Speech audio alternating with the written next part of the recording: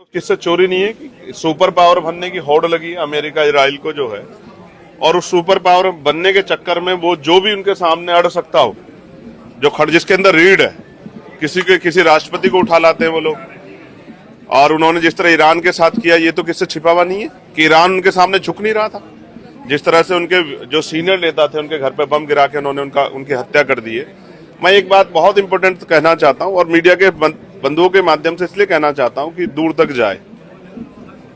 देखो, ये एक शुरुआत है। जब किसी को इस तरह का बल मिलता है तो उसको ये ऐसा लगता है कि वो किसी को भी कुचल सकता है। ट्रंप ने जिस तरह से हमारे प्राइम मिनिस्टर के बारे में भी बार बार कहा कि हम उनका कैरियर खत्म कर देंगे, टैरिफ लेकर ही रहेंगे, मैं ये बात कहना चाहता हूं, ये भारत है, हमारी सरकार से वैचारिक विरोध है, उनकी नीतियों का विरोध है।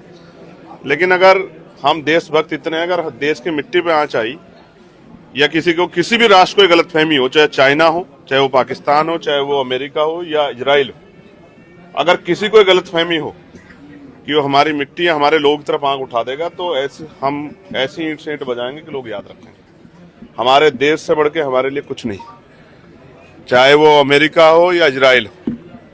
जिस तरह उन्होंने फिलिस्तीन को कुचला है, जिस तरह वो ईरान को कुचल रहे हैं, अगर उनको ये गलतफहमी हो कि वो भारत की तरफ भी आंख उठा लेंगे, तो भारत की मिट्टी में वो बल है कि जगह नहीं मिलेगी छिपने के लिए। हम अपने देश के लिए हर कुर्बानी देने के लिए तैयार। वैचारिक विरोध, राजनीतिक विरोध अपना अलग जगह है, लेकिन हमारा देश कमजोर नहीं है। ये मेरी तरफ से चेतावनी अमेरिका इजराइल दोनों को कि वो हद में रहें।